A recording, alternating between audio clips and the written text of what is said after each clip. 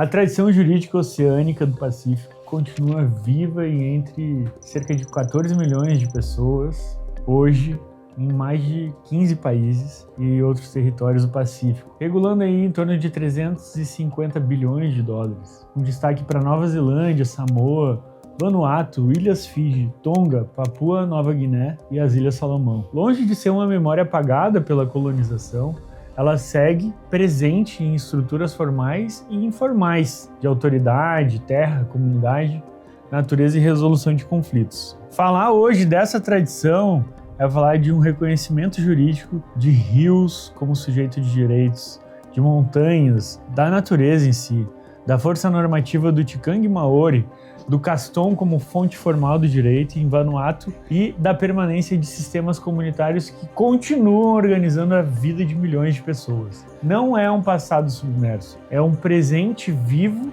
resistente e cada vez mais relevante para os debates globais sobre natureza, pluralismo jurídico e sobre a crise climática. Incrível como em muitos pontos a tradição oceânica do Pacífico ela se conecta com a tradição indígena das Américas e como elas podem ter, lá num passado remoto, se dividido na colonização dessas regiões, desses territórios. Então, se você quer entender o que a gente pode aprender e evoluir com essa tradição jurídica, né, segue aqui no nosso vídeo até o final.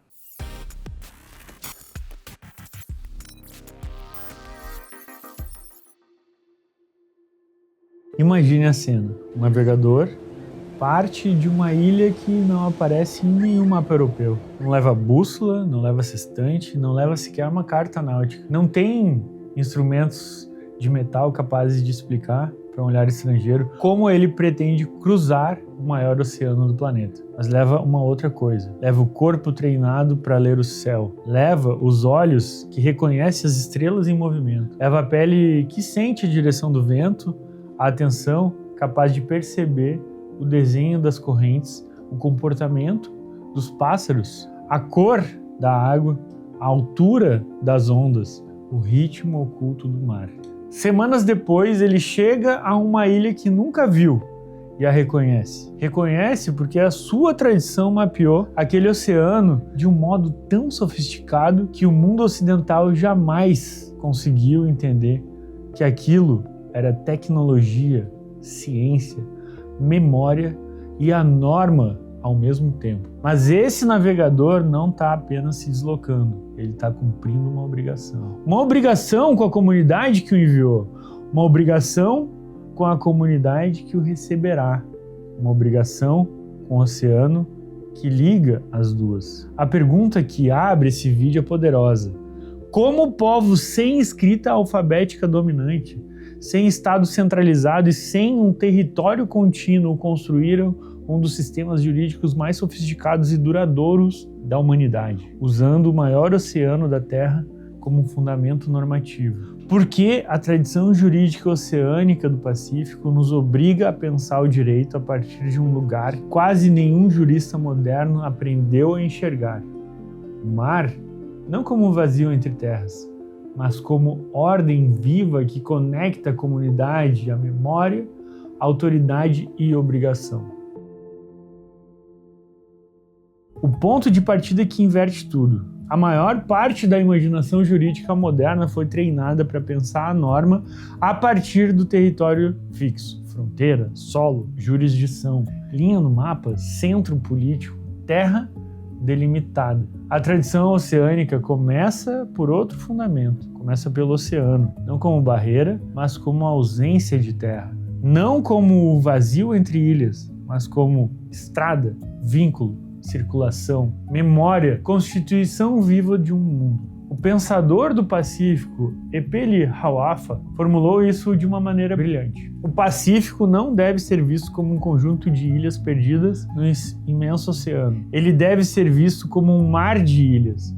Parece uma inversão poética, mas é muito mais do que isso. É uma inversão ontológica, porque quando o oceano deixa de ser visto como distância e passa a ser visto como conexão, muda a própria base sobre a qual o direito se organiza. O território já não é apenas porção de terra seca. O território passa a incluir o caminho líquido que torna possível uma comunidade. É por isso que a tradição oceânica não separa com facilidade movimento, relação e norma. Navegar, trocar, visitar, hospedar, retribuir, proteger, reconhecer a autoridade são parte do mesmo tecido jurídico. O que é a ticanga e o que ele não é? Uma das portas de entrada mais importantes para esse universo é a palavra ticanga, especialmente na tradição maori da Nova Zelândia. Ticanga vem de tika, algo que é correto, justo, apropriado, mas não no sentido estreito da regra de etiqueta,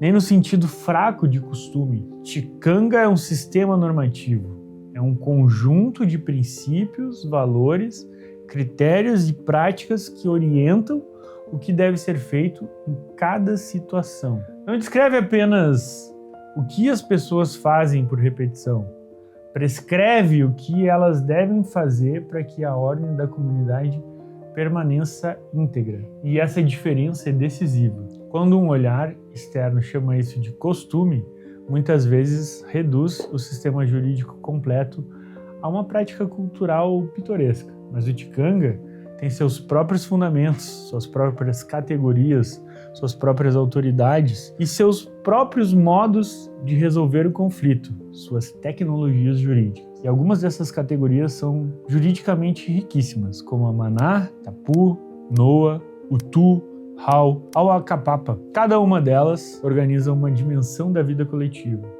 Cada uma delas produz efeitos concretos. Cada uma delas ajuda a mostrar que a tradição oceânica não é ausência de teoria jurídica, mas sim outra teoria jurídica. A maná, a autoridade que se porta. Talvez nenhuma categoria seja tão importante quanto mana. Mana costuma ser traduzido apressadamente como prestígio, autoridade, poder ou até legitimidade. Mas nenhuma dessas palavras sozinha dá conta do conceito. Mana não é mero cargo, não é o papel assinado e nem uma nomeação formal, não é o título que alguém declara possuir. Mana é autoridade reconhecida porque foi demonstrada na prática. Ela se acumula por várias e várias ações corretas. Por capacidade de proteger, por generosidade, por compromisso com a comunidade, por conexão com os ancestrais, por cumprimento das obrigações, pela habilidade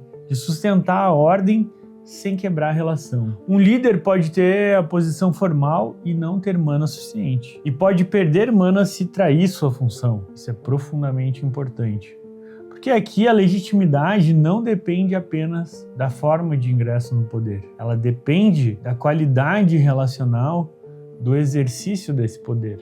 Uma liderança que humilha, que falha em redistribuir, que não protege os vulneráveis ou que rompe suas obrigações, pode continuar ocupando um lugar visível e ainda assim começar a perder a autoridade de falar em nome da sua comunidade. A tradição oceânica, portanto, oferece uma teoria de legitimidade que não se sustenta apenas num procedimento. Sustenta-se em uma performance ética, relacional e continuada. Mana é uma grande tecnologia jurídica.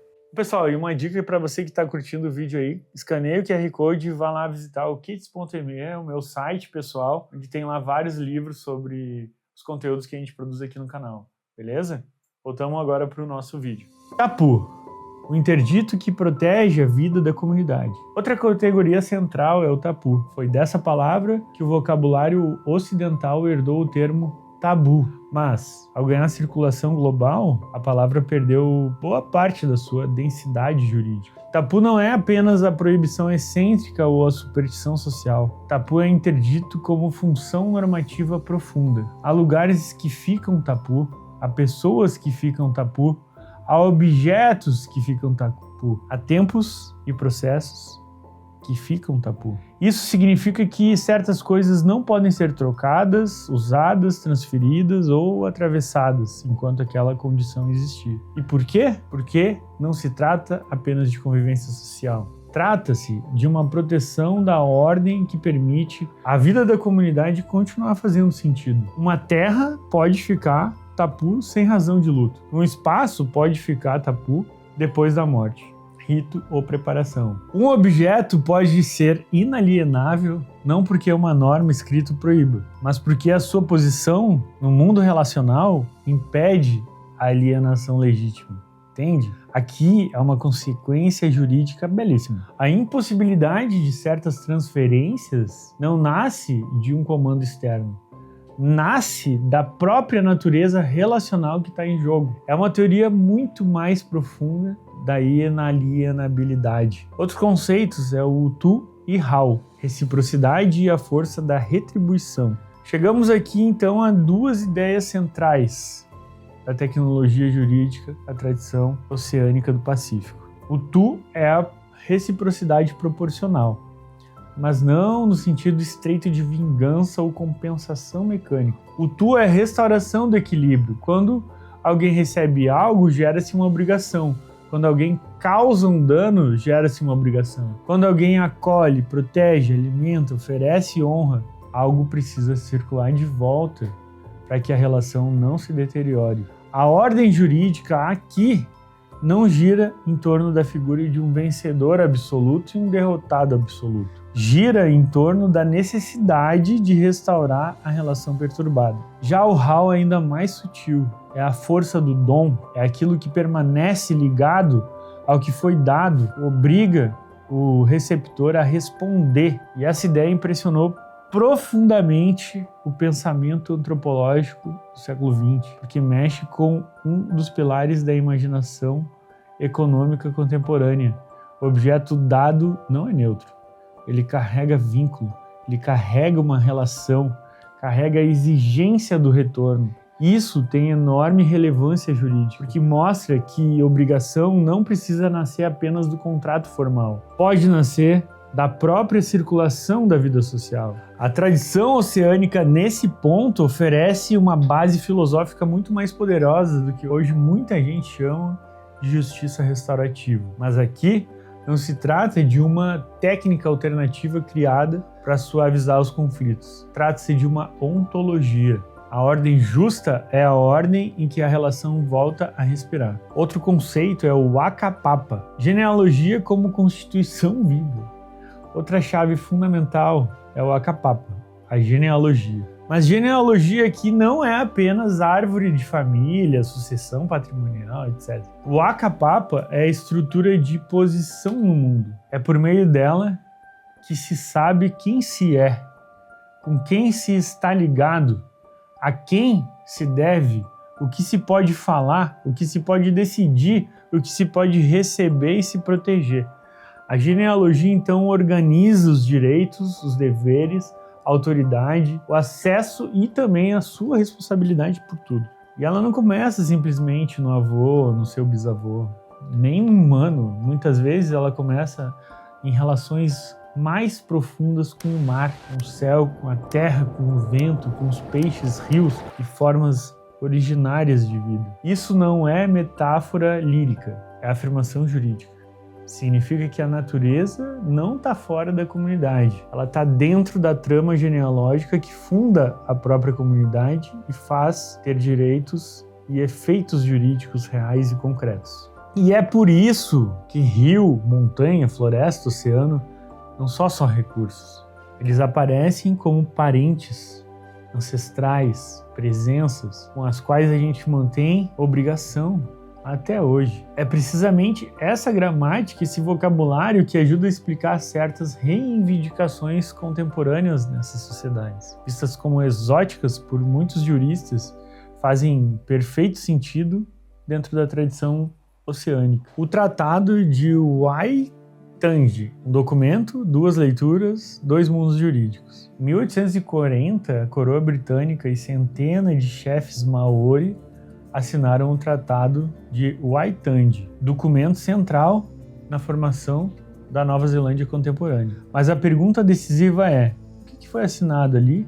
E a resposta é desconfortável, porque não havia um único sentido estável no texto. A versão em inglês falava em soberanias, a seção da soberania. A versão em maori operava com termos diferentes, especialmente Kawanatanga e Tinohanga Tiratanga, que não correspondiam perfeitamente à mesma ideia política. Para a coroa britânica, o tratado legitimava domínio amplo. Para muitos signatários maori, o tratado permitia uma forma de governança britânica sem destruir a autoridade própria das comunidades sobre si mesmas, suas terras e seus tesouros. O resultado foi uma tensão jurídica que atravessa quase 2 séculos. Isso é central para o nosso tema, porque mostra o encontro entre duas tradições normativas que assinam o mesmo documento, não estão assinando exatamente o mesmo mundo. Isso explicado pela fenomenologia. Mais tarde, com a criação do Tribunal de Watandi, em 1975, se abriu um espaço institucional para examinar violações e reivindicações ligadas ao tratado. Esse processo não resolveu tudo, mas tornou visível algo decisivo. A disputa não é apenas por terras ou por reparações. É por uma interpretação legítima da própria ordem constitucional do país. O Caston melanésio, pluralismo jurídico vivo. Saindo na Nova Zelândia, entrando no universo melanésio, encontramos a noção de Caston, especialmente importante em Vanuatu. Vanuatu é um caso impressionante, muitas ilhas, pequena população, enorme diversidade linguística e cada comunidade pode carregar a sua própria forma normativa de governar a terra, família, herança, cerimônia, conflito e autoridade. Chamar isso simplesmente de costume é empobrecer demais. Caston é ordem reconhecida, é critério do que deve ser feito, é memória viva de como a vida coletiva se organiza legitimamente. A Constituição de Vanuatu de 1980 reconhece explicitamente o Caston como uma fonte relevante de direito. Isso é importantíssimo porque mostra que o pluralismo jurídico, que não foi empurrado totalmente para a margem, começa a ganhar um lugar formal. Aqui, a tradição oceânica oferece um ensinamento muito poderoso, que é possível coexistir a norma estatal e a norma comunitária, e isso não precisa ser pensada sempre como defeito a ser corrigido. Pode ser uma estrutura estável de convivência jurídica. O Fama Samoa, o modo samoano de fazer o mundo jurídico funcionar. Em Samoa, uma das expressões mais completas dessa tradição é o Fama Samoa, o modo samoano de ser. Aqui, a vida política, social, familiar, normativa gira em torno da autoridade dos Matai, os chefes de famílias extensas. Mas é muito importante entender, o título Matai não é uma simples herança automática. Ela depende do reconhecimento dentro da família que é extensa, de deliberação e de certos critérios ligados à capacidade de representar, redistribuir, responder e manter o equilíbrio da vida coletiva. Matai não é apenas a figura honorífica, ele tem função jurídica real, representa a família, responde por ela em várias situações, participa de assembleias de aldeia, os fono, delibera, negocia, organiza, protege. Esse sistema é tão forte que deixa marcas na própria estrutura constitucional de Samoa. Ou seja, não se trata de um resíduo cultural tolerado ao lado do Estado. Se trata de uma tradição normativa que segue participando da forma como o Estado existe. Outro ponto extremamente relevante é a navegação como um sistema jurídico. Talvez o ponto mais belo e mais subestimado de toda a tradição oceânica seja esse. Navegar é também um ato jurídico. As rotas entre as ilhas não eram apenas trajetos físicos, eram caminhos de obrigação, e ainda são. Canais de aliança, vínculos entre comunidades, mapas de reciprocidade, certos conhecimentos de navegação pertenciam a famílias ou linhagens específicas, não como propriedade egoísta, mas como responsabilidade de transmissão. Saber o caminho implicava dever de manter a rota viva, de sustentar a aliança, de levar presentes, mensagens, pessoas, obrigações e retorno. A famosa Kula Malinésia, descrita no início do século XX, é um exemplo extraordinário disso. Não era apenas a troca de objetos cerimoniais, era uma rede diplomática, econômica e simbólica e jurídica ao mesmo tempo. O oceano aqui deixa de ser cenário e vira a ser constituição do direito. É ele que torna possível a circulação da norma. Isso tem uma potência filosófica enorme no mundo contemporâneo, porque obriga o direito a pensar comunidades em movimento, pertencimentos, soberanias relacionais e vínculos que não cabem em fronteiras rígidas. O rio Wanganui, a tradição entrando no direito formal. Em 2017, a Nova Zelândia aprovou uma lei histórica, reconhecendo o rio Wanganui como uma pessoa jurídica com direitos próprios e representação legal pelos guardiões humanos. Para muita gente isso pareceu uma inovação radical, mas do ponto de vista da tradição maori, era antes um reconhecimento tardio. O povo Wanganui sustenta há muito tempo a ideia de que o rio não é objeto externo à comunidade.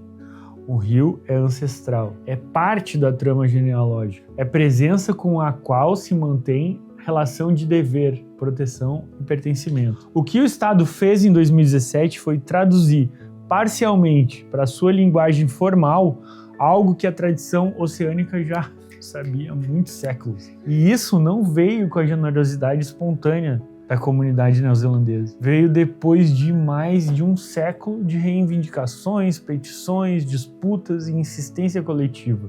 Esse caso é precioso porque mostra duas coisas ao mesmo tempo. Primeiro, tradições jurídicas antigas podem transformar o direito positivo contemporâneo. Segundo, nenhuma transformação desse tipo sem ação coletiva organizada acontece por muito tempo. Dois casos concretos da tradição operando ainda hoje. Primeiro caso, mecanismos contemporâneos de resolução de conflitos baseados em tikanga, na Nova Zelândia. Diferentes práticas comunitárias vinculadas a marae continuam funcionando para lidar com conflitos familiares, disputas internas, questões de terra e restauração de relações rompidas. Dentro de comunidades maoris, em vários contextos, o próprio sistema estatal passou a reconhecer o valor dessas soluções, justamente porque elas produzem acordos mais legítimos para as partes envolvidas. Isso é importante porque revela algo muito simples. Um sistema jurídico é forte não apenas quando consegue punir, mas quando consegue curar a relação com o conflito que feriu. Segundo, Ilhas Chagos. No caso das Ilhas Chagos, vemos uma população insular deslocada à força tentando usar instrumentos internacionais para enfrentar a violência colonial que não terminou no momento da expulsão. O ponto central não é a soberania abstrata, é pertencimento, é continuidade, direito de retorno, existência política de uma comunidade ligada ao mar.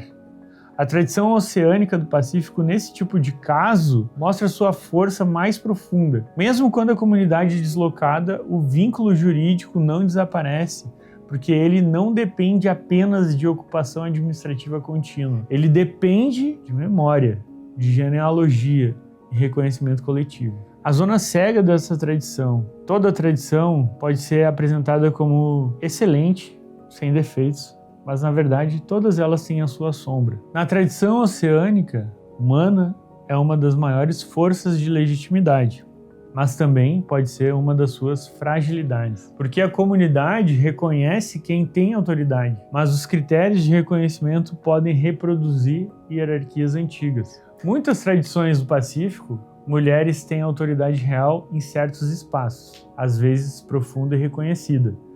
Mas o acesso aos espaços mais visíveis de decisão pública foi, por muito tempo, mais restrito aos homens, a certas linhagens e a certas posições herdadas ou favorecidas. Isso significa que uma teoria tão sofisticada de legitimidade relacional pode, ao mesmo tempo, sustentar a proteção comunitária e conservar privilégios internos. Essa é a zona cega que muitas vozes oceânicas contemporâneas vêm disputando por dentro. Como manter a força da tradição sem blindar hierarquias injustas em nome dela.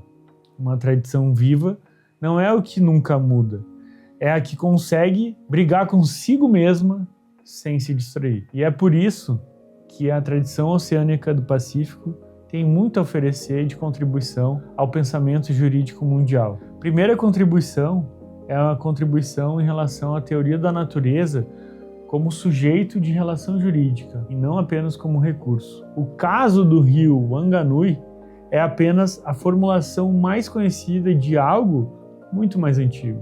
Segunda contribuição, uma teoria do movimento como fundamento normativo. A norma não está apenas no lugar fixo, ela também é caminho entre comunidades. Isso é precioso para pensar nos oceanos, na migração, no deslocamento, nos refugiados, na governança transnacional e nas crises que vivemos hoje. Terceira contribuição, uma teoria da legitimidade baseada em mana. Isso é, uma autoridade acumulada por ações corretas, pela capacidade real de sustentar a comunidade. Em tempos de crise de credibilidade institucional, essa é uma lição fortíssima. Quarta contribuição, a tradição oceânica talvez seja o que melhor nos ensina para pensar juridicamente um mundo em que o território físico pode desaparecer. Um mundo onde uma comunidade normativa ainda assim precisa continuar existindo.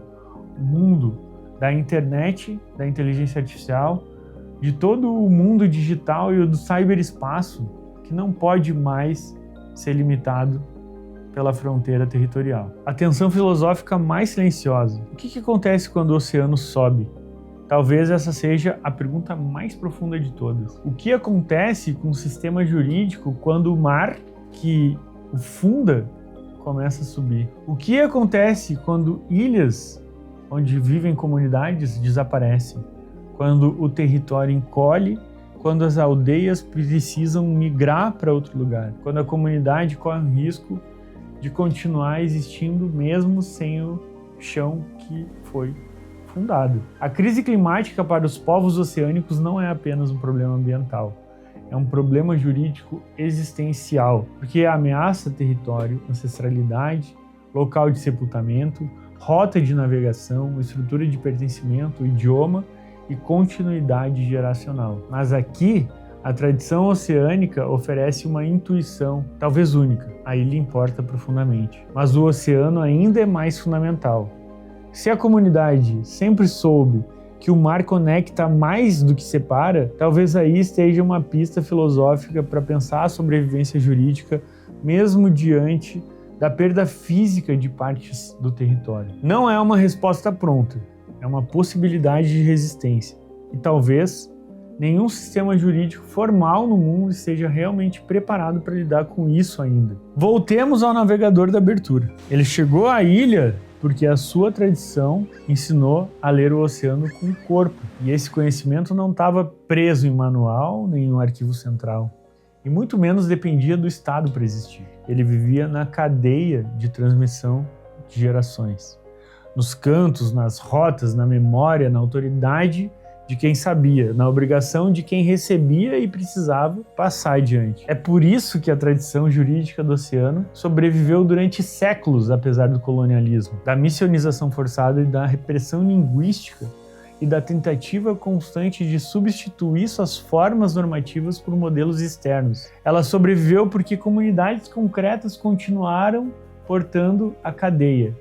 E aqui aparece uma verdade que atravessa todas as grandes tradições jurídicas que estamos estudando aqui nessa série. O que mata uma tradição nunca é apenas destruir o texto. O que mata a tradição é romper a tecnologia jurídica que a comunidade carrega. Enquanto houver portadores, há possibilidade de continuidade. Enquanto houver genealogia viva, o direito ainda está vivo. Enquanto houver relação, o oceano continua falando juridicamente. Na tradição oceânica do Pacífico, a norma não nasce apenas da terra em que se pisa, mas do mar que liga, obriga e lembra cada comunidade a existir e sempre existir em relação. Se você gostou desse conteúdo, da história, da ideia, da filosofia, dessa grande tradição jurídica que atravessa milênios, que é a tradição jurídica oceânica do Pacífico, então deixe seu like, faz um comentário aí, sugiro que leia e veja também nosso vídeo sobre a tradição jurídica indígena das Américas e tente traçar paralelos e similaridades entre essas duas gerações. Tenho certeza que você vai se surpreender. Fechou, pessoal? Muito obrigado por ficar até o final do vídeo. Até a próxima.